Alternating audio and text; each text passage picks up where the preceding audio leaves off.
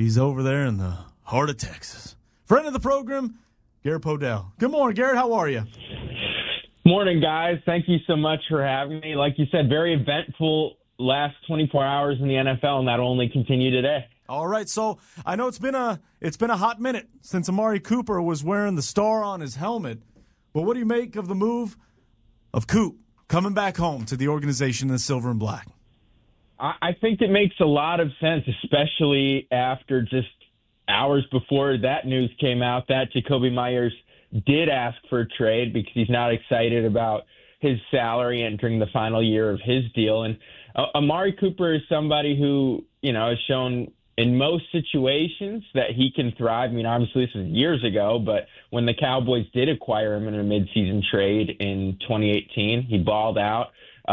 He was a back-to-back Pro Bowl wide receiver, consecutive 1,000-yard seasons with the Cleveland Browns. Now, he's the first Cleveland Brown to do that, put up the big numbers that he did, over 1,100 yards receiving for the Browns back-to-back years 2022, 2023. Literally the first Brown to ever do that.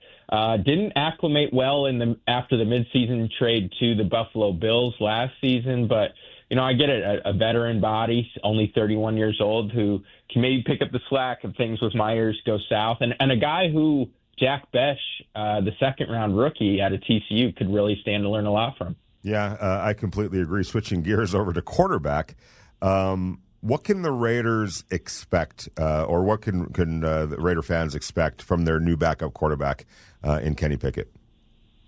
Well, I mean, the Pittsburgh Steelers obviously expected a lot more out of Kenny Pickett when they selected him in the first round of the draft in 2022. But he's somebody who's been around winning teams, obviously backed up Jalen Hurts on the Eagles Super Bowl championship team last year. And so he's somebody that, if Geno Smith does get hurt, he knows how to operate an offense with a lot of talent and do that at an all right level. Obviously, when he came in against the Dallas Cowboys at the end of the year last year, when Jalen Hurts exited briefly, he balled out and played really well. But now you look at the Raiders' offensive cast, and they do have a talented group of guys with Besh, who I mentioned, with Ashton Genty there now, Brock Bowers, who's a first-team All-Pro as a rookie, set the rookie receptions record. So, if you can keep Kenny Pickett upright, I think that's the big thing, is just keeping the pressure off of him. He can be an all right game manager in the right situation. Yeah, I've often wondered, what is the national perspective on somebody like Kenny Pickett? Because it almost seemed like he would be thrust into a starting role in Cleveland, and then many different things happened, including the acquisition of Flacco and drafting 2 quarterbacks. Is he ever going to be in this position where, because he's only 27 years old, to be a starting quarterback one day and find his role in this league?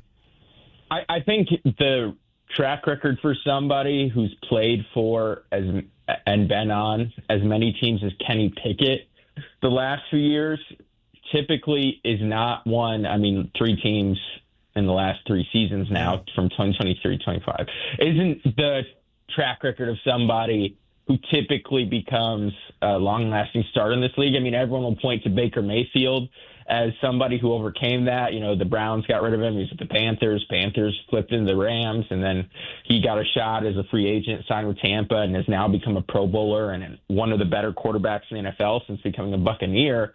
But I would say that's the exception more than the rule. I think this is somebody who, if he remains a good locker room guy, can have a long NFL career. But I think it would be unrealistic to expect him to pop up and be a starter somewhere else down the road, considering just kind of how his last few years have gone. Talking to Garrett Podell of CBS Sports. All right, Jakobi Meyers has apparently requested a trade. There's a guy over there in Dallas that has apparently requested a trade. Who's gets settled first? Go. Man, that is a really tough question. Micah Parsons wants to be a Cowboy. At least that's what I've been told. Now, I spoke to Trayvon Diggs yesterday after the Cowboys practice, and when it was directly asked to Diggs, what do you think? Do you think Micah Parsons wants to be here? He requested a trade. Trayvon looked everyone in the eye and said, most definitely. He said, I've heard Micah say he plays the game for us. this is home. This is his family. Why wouldn't he want to be here? Now, obviously, Trayvon Diggs said, why wouldn't he want to be here rhetorically? But then in my article in which I wrote about it, I said, well, many people would view Parsons versus Jerry Jones as a, quote, distraction. But Dak Prescott said, this is kind of the way guys see things around here. So a lot of the players in Dallas kind of see how Jerry acts as that's just what they know. That's their normal.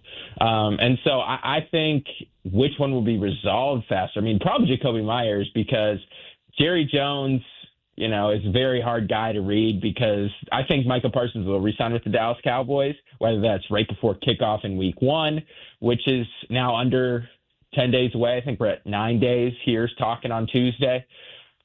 Could it be before week 1? Maybe. That's what happened with Dak Prescott last year. Will something happen next offseason? Maybe. Just depends kind of when Jerry Jones wants to move. Micah Parsons wants to be here. Jerry Jones wants him to be here. So my inclination is that they'll work something out. The timetable now is a little more sticky. Versus Jakobi Meyers, he said, I want to trade because I'm not getting paid enough in the last year of my deal. But the Raiders have said, that's nice to hear. No, thank you. So I think it's just going to get resolved in Las Vegas by he plays out the year in Vegas, because the Raiders don't have to do anything. Yeah, what do you think fair compensation would be for Jakobi Meyers? I mean, let's see. He's 28 years old. He'll be 29 in November, coming off best year of his career in terms of catches, 87, yards, over 1,000. I mean, I don't know, like a mid-round pick. I mean, no. I mean in a contract. Oh, on a contract. I'm sorry, not in a trade. I mean, a contract. That's very interesting. I mean, the first 1,000-yard season this past year. But I do give him a lot of credit for that season, because he did it, where there was a lot of quarterback rotation, not a lot of offensive consistency.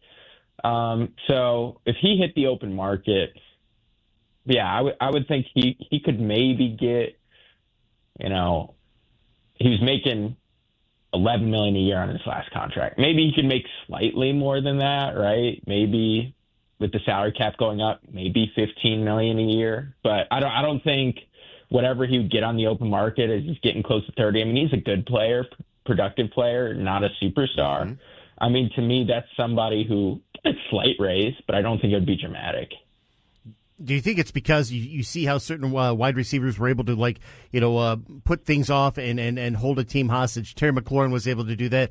Jakobi Meyers on a completely different level, but commensurate with what other wide receivers make. And you living in Texas, you saw how much, teams like even the Houston Texans were willing to give certain receivers that were kind of like mid-level slot guys. They get a lot of money. Is this the right time to go and hit the market and try to ask for either a trade or try to ask for a new contract? Because it seems like this point of the year, you've missed your window on negotiating.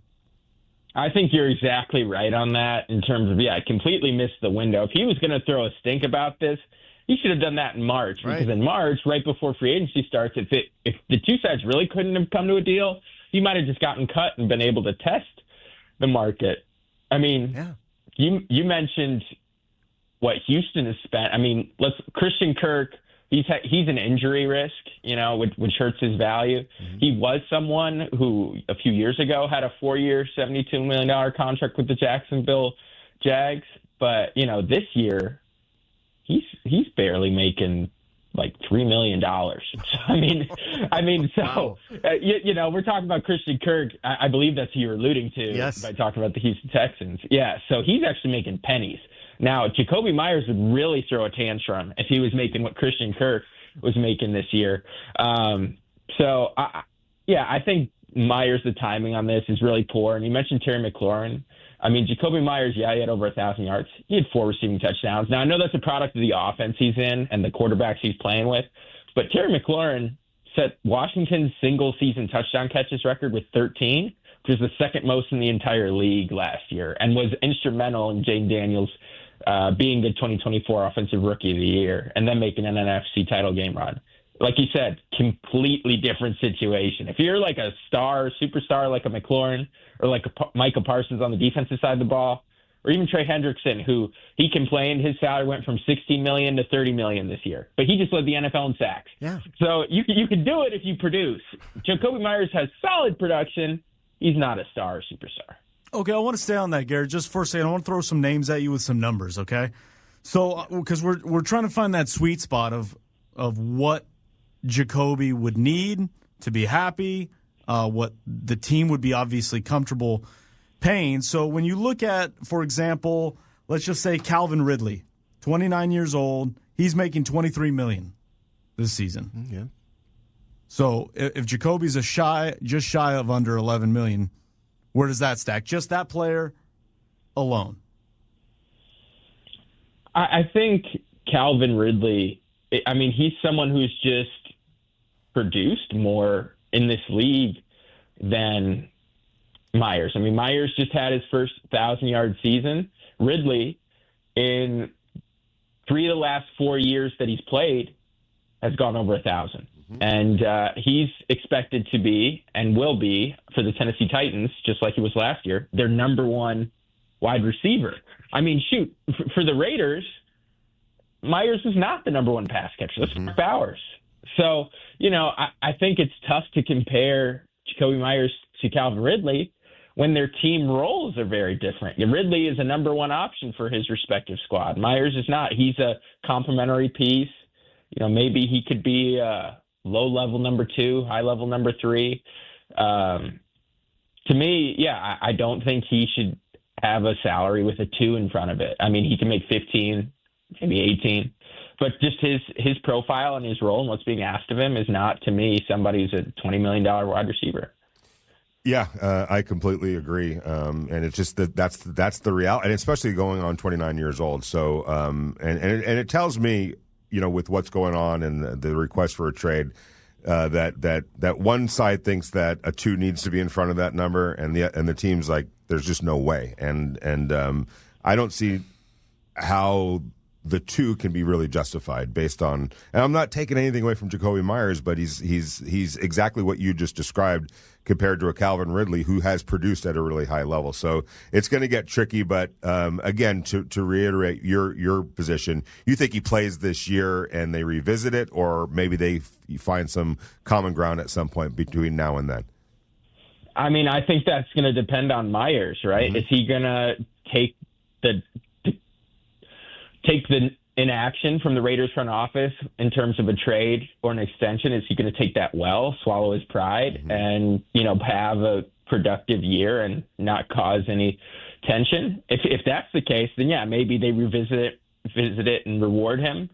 Or if things get really tense, maybe they flip him closer to the trade deadline when maybe there's some injuries and teams are saying, hey, we could really use another wide receiver who's capable of 1,000 yards.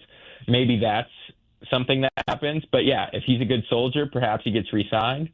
Or, nothing happens and Jakobi Meyers, he's a good player, but he's probably not someone who would get franchise tagged. Then maybe he can test the open market at 29 and then he'll be approaching 30 for the next season in 2026. Maybe he gets the bag of money he's looking for. I think this could go a number of different ways, but I think it's ultimately going to be up to Meyers and the way he handles not getting his way here in terms of what path that goes down with the Raiders. Hey, Garrett, just as far as, and you said this a little earlier about how good the offense kind of looks for the Raiders, has the national perception changed on the Raiders since the preseason is now complete? Do you find like people are taking a look at this team in a different light? I mean, I think preseason is so vanilla these days, Clay, that I think I don't know that much that's happened in the preseason can change people's mind. But I would say for myself, and I'm sure a lot of people nationally, the minds changed when Geno Smith arrived, right? That's a legit quarterback who's been a Pro Bowler, has led the NFL in completion percentage. And even though his offensive line at the Seattle Seahawks the last 2 years, especially his guards, the interior, the pass protection was pretty poor by NFL standards. And still was very successful. So I think when you get a quarterback like that who can succeed and rise above sometimes their offensive ecosystem or circumstances, that's a ceiling raiser. And so when you take a quarterback like that, already have an all-pro number one option in Brock Bowers over there, And then you supplement that with the best running back from college football in Ashton Genty and a really strong route runner in the second round, Jack Besh out of TCU, in addition to someone who's already a 1,000-yard receiver in Meyers, who we've discussed here. That's an offense that looks like a lot of fun. So, yeah, I think my expectations and a ton of people's expectations for the Raiders has changed. And now you look at the Raiders and say, well, yeah, they're in the same division as the Chiefs. The Chiefs have won the division 9 years in a row, which is the second longest division-winning streak in NFL history, behind only the Belichick, Brady, Patriots dynasties 11 in a row from 2009 to 2019. So, but this is a team that could definitely contend for a wild card spot, playoff spot, absolutely, in my opinion. Follow him on the X at Garrett Podell, NFL staff writer for CBS Sports. Garrett, we appreciate the time. Thanks for hopping on with the insight and analysis. We'll do it again soon. Yes, sir. Thank you for having me. Thank you, Garrett. That's Garrett Podell. Loved his insight on the Jakobi Meyers. Yeah, I'm right there with them. And again, Calvin Ridley's a name I just kind of threw out because I'm trying to find similar age. The production is tough to compare with Jakobi because, again, it's less about his talent, which I think is what you were alluding to, and more about his circumstance. But again, all of that factors into the negotiations, and I'm sure that's what Jakobi's agent is sitting there saying, like, look what he was able to do with the quarterback room that you had a season ago.